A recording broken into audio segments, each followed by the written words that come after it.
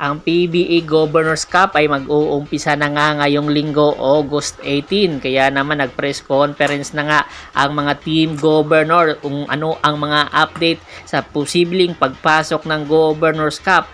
Ayon nga mismo kay Commissioner Willie Marcial ay magkakaroon daw tayo ng visiting team sa susunod na konferensya, which is ang Commissioners Cup.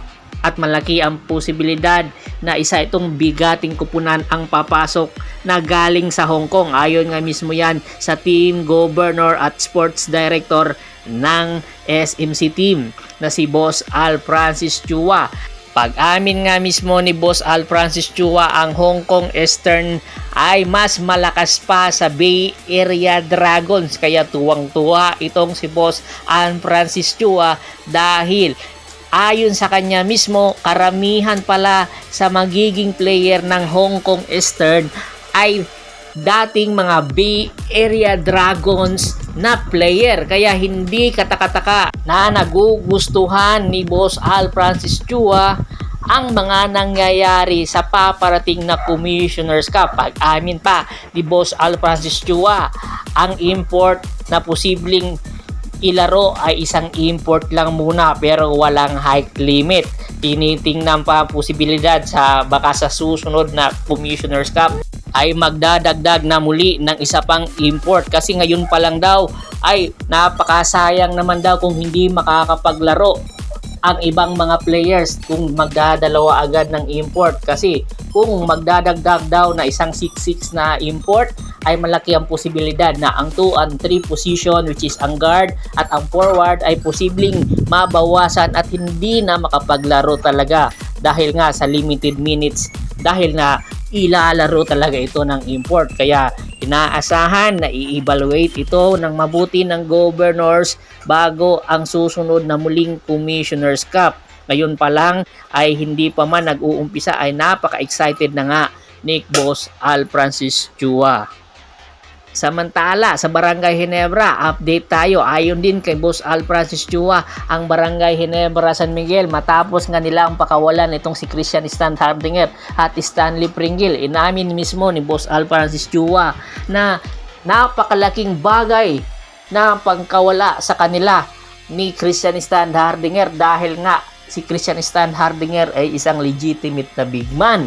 Pero may inamin si Boss Al Francis Chua, kinakailangan din kasi ng Barangay Ginebra na mag-upgrade ng kanilang lineup at magpabata.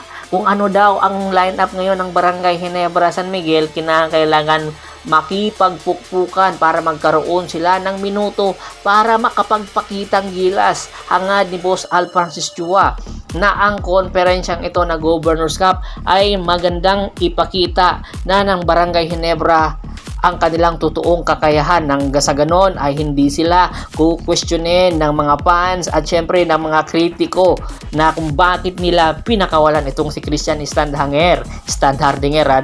Pag-amin nga nila, napakalaki nga ng tulong ni Christian Stan Hardinger sa Barangay Ginebra San Miguel. Pero yung mga nadagdag naman nilang mga player ay malaki rin ang maitutulong, katulad na lang ni RJ Abarientos. Hindi ka makakakita ng ganong katulad na kakayahan na meron si RJ Abarientos.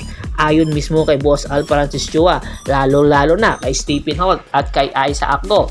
Hindi man si Isaac Go kahalintulad kay Christian Stan Hardinger, pareha sila big man, pero ang nilalaro nga ni Isaac Go, which is ang outside position, hindi katulad kay Christian Stan Hardinger na mas malakas sa loob. Pero meron naman outside shooting si Isaac Go na kanya namang sasandalan at gagamiting arsenal para makatulong sa sistema na ginagamit ngayon ni Coach Tim Con. At good news din sa Barangay Ginebra dahil magbabalik na nga si Brownlee matapos ang ilang buwan pagkakasuspindi nito. At good news pa rin dahil ayon nga sa isang report, ang Barangay Ginebra San Miguel pagkatapos nga pakawalan si Christian Stan Hardinger, tinitingnan na ang posibilidad na kunin itong si Ian Sanggalang sa Magnolia Pambansang Manok Timplados.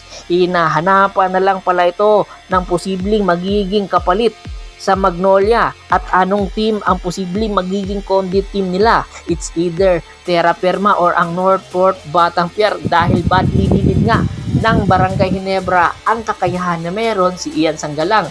Alam natin na si Coach Tim Con mismo ang nagdala kay Ian Sanggalang sa Magnolia. Siya mismo ang nag-drop kaya alam ni Coach Tim Con kung paano gagamitin itong si Ian Sanggalang sa paparating na Governor's Cup or hindi man matuloy ay sa Commissioner's Cup. Kaya kaabang-abang ang Barangay Ginebra at ang PBA.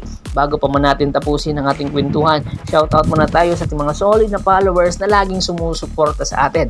Kay Kagawad Katsakino Dukusin ng Hagonoy, Bulacan, Adrian Dulay at sa Dulay family, Yornel Belches, Anthony Laquialon at sa Laquialon family, Ronald Bersubida, Jan David Yolapa, at si Mr.